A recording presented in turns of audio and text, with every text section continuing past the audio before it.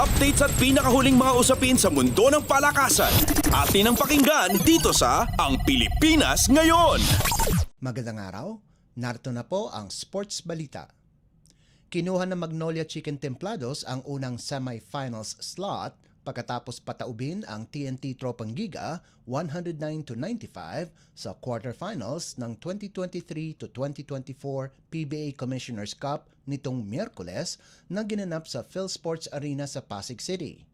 Pumasok ang Magnolia sa quarters ng may twice-to-beat advantage pagkatapos pamunuan ang elimination rounds na may 9-2 baraha.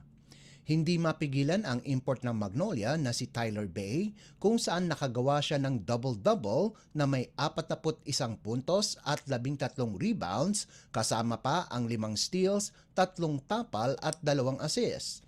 Nakakuha naman ng tulong si Bay kina local players Mark Baroka na nakalikom ng 17 puntos habang nakascore ng tig 12 puntos sina Ian Sangalang at Calvin Abueva.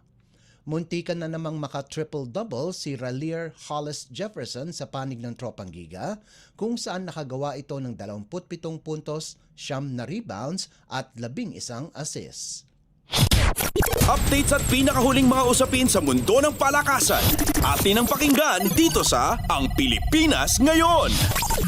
Balitang PBA pa rin, nalusutan ng Meralco Bolts ang Phoenix Super LPG Fuel Masters sa 3 overtime periods, 116-107, para paabutin sa do-or-die game ang kanilang serye sa quarterfinals ng PBA Commissioner's Cup.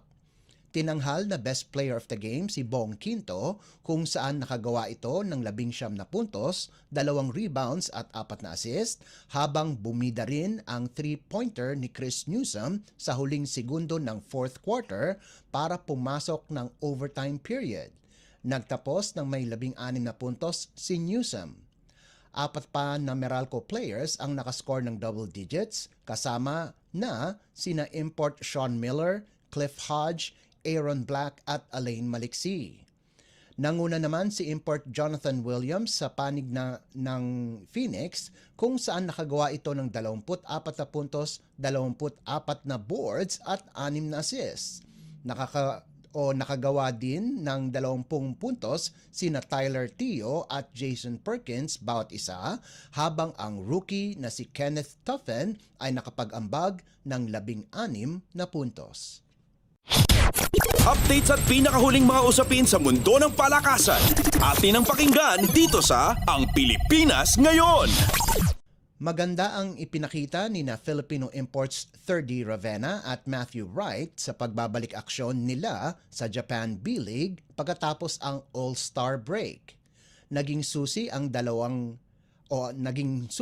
dalawa sa panalo ng kanilang koponan na Sun N Neo Phoenix at Kyoto Hanari kung saan 1 puntos lamang ang kulang para naka-triple-double sana si Ravenna habang nakagawa ng game-high 24 na puntos si Wright sa loob ng 31 minutong paglalaro. Nakalikom si Ravenna ng 9 na puntos, career high na 13 rebounds at 12 assists para sa 95-83 panalo ng Neo Phoenix laban sa Toyama Grouses. Dahil sa panalo, nanatiling nasa tuktok ng team standings ang Neo Phoenix na may 25-4 win-loss record, katabla ang Alvark Tokyo. Sa kabilang banda, si Wright ang may pinakamaraming nagawang puntos sa lahat ng mga players kung saan nanalo ang Kyoto laban sa Nagasaki Velka 81-75 para sa 9-29 kartada. Sa iba pang laro sa liga, nanaig ang koponan ni RJ Abarrientos na Shinshu Brave Warriors sa koponan ni Kai Soto na Yokohama B Corsairs 81-71. Nakagawa si Abarrientos ng 12 puntos, 4 na boards at 4 na assists sa halos 16 na minutong paglalaro habang nakagawa ng 9 na puntos at 5 rebounds si Soto sa loob lamang ng 13 minutong paglalaro. Updates at pinakahuling mga usapin sa mundo ng palakasan. Atin ang pakinggan dito sa Ang Pilipinas Ngayon. At yan ang pinakahuling balita sa larangan ng palakasan. Para sa Radyo Pilipinas World Service, ito po si Leo Magpayo. Magandang araw. Updates at pinakahuling mga usapin sa mundo ng palakasan. Atin ang pakinggan dito sa Ang Pilipinas Ngayon.